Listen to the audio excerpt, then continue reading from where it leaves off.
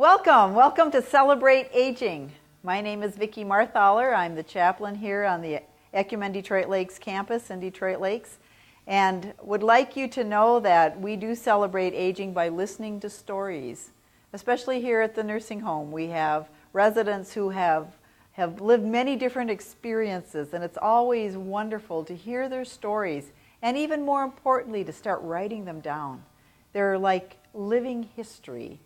And as we're nearing Memorial Day and remembering especially the soldiers, those who have served our country so wonderfully and sometimes sacrificially, oftentimes sacrificially, this is a good time too to recall those stories, to lift them up, and to remind you that if you have people in your family who have had a military experience, and if they're willing to share even just a portion of it, that maybe you could write it down too and make that a tribute to them and to honor them for the time that they served.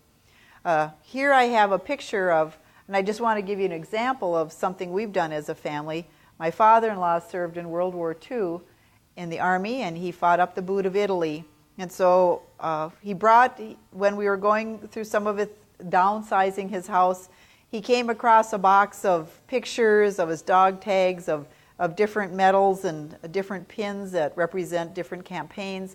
And they were just all jumbled up in a box. And he goes, I don't know who would ever want these. And I'm thinking, are you kidding me?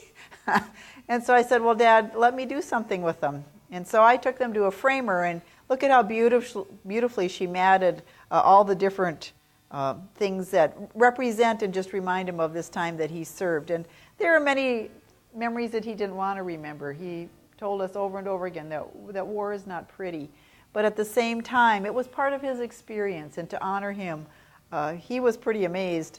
This picture in the middle is a sketch of him that was done by an Italian artist, and he mailed it. It's in a mailogram, and he mailed it to my mother-in-law. At that time, they were pen pals. She had lived in Missouri and wanted to write to a soldier, and that's how they got acquainted, was through the mail. And when he finished his time in the service, he went and looked her up to say thank you for all the letters. And it wasn't too much later, they were engaged and then married. And they were married for 58 years, so isn't that a neat love story? But when our sons were in school, there was a project to interview a veteran. And so they interviewed Grandpa. And I want to just read to you part of the story, because there's probably people out there that you too will resonate with what he has remembered and what he shared with the boys. So Bernard was drafted and sworn into the Army on May 29th, 1944, and their training camp was in Camp Walters, Texas. They received 13 weeks of intensive training and then 10 days leave to go home before they reported to a base that would send them overseas. They sailed on the Queen Mary. And I know many of you have heard of the Queen Mary, and it's now, of course, on dock. I believe it's out in California, and you can even walk and tour it now. He said, we were quartered below deck, 5 bunks high, with just enough room to squeeze between the bunks. So it's not the Hilton by any stretch. It took 2 weeks to cross the Atlantic Ocean, and it was a huge convoy with destroyers and battleships. Except for a few times when we heard depth charges from the destroyers chasing off submarines, it was quite uneventful. We sailed past the Rock of Gibraltar and stopped at a port in Spain overnight before we landed in Italy. We moved up to the front by a train made of cattle cars. There were no doors left on them, and holes were burned in the floor of these cattle cars from soldiers starting fires to keep warm. The train went so slow we could jump off the front cars, eat some grapes out of the vineyards, which were everywhere, gather an armful of wood, and climb back onto one of the rear cars. We stopped in Rome for a few days, which we enjoyed, and then moved to the front, which wasn't too far away. My fighting started with the Po Valley campaign, where I was assigned to the 59th Infantry Battalion, and it was rough. The Germans would not surrender as long as they had a round of ammunition left. The Po Valley had irrigation ditches everywhere, which we had to cross. We held our rifles over our heads to keep dry as the water came up to our armpits. When we came out of the cold water, our clothes froze So we had to limber up by walking until we got to the next irrigation ditch. The fighting got worse as we got closer to the mountains. We had a few tanks which would help when we got pinned down.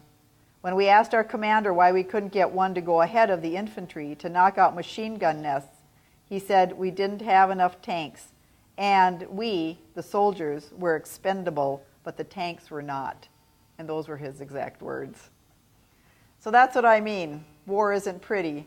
But as people share their memories and we put them down, we can continue to remember what they offered and what they did for us. He ended up in the 10th Mountain Division, and by the time they got up to the tip of Italy, the war was over. And just to read to you the little celebration they had. Just before the war ended, our division had captured 13,000 cases of French champagne and uncounted boxes of good cigars from Mussolini's private store. We were issued a certain number of cigars and a bottle of champagne every morning. Plus, we had pup tents and sleeping bags to sleep in, which was quite a luxury after what we were used to in the mountains. So just a few memories from him, and I did ask what they got paid for all of this, interested in that part. And of course, there's something about men. You never forget about money. And they got $30 a month with an extra $10 if you're on the front lines.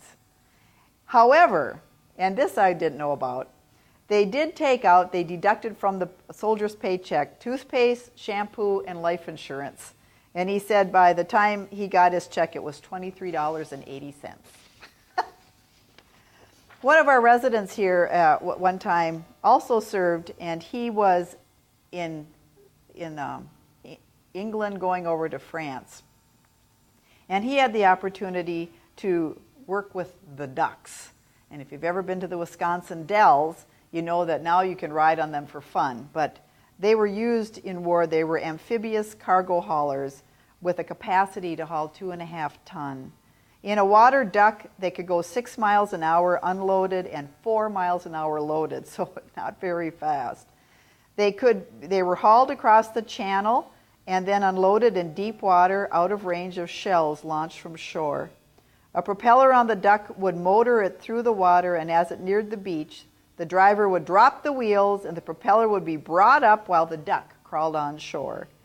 Ducks could be let out in over 100 feet of water. They were needed to haul supplies to the troops as well as the soldiers themselves. Ducks would transport ammunition and supplies, and coming back to the ship for more supplies was often tricky. He also talked about the life vests they wore, and they were called Mae Wests. And of course, you have to know something about who Mae West was to get that. There were 50 ducks in a company, and 50 soldiers would cram in a duck with soldiers lying on the hood and packed in solid. Ducks were used to land soldiers and supplies in France, and my troop was supposed to land at D-Day, but 2 ducks were unloaded and they sunk, and the water of the English Channel was too rough, and so they waited until the next day. These are the things that we hear about when we talk to people about their memories, when we talk to people and asked if they could share a little bit of what they experienced as they served our country.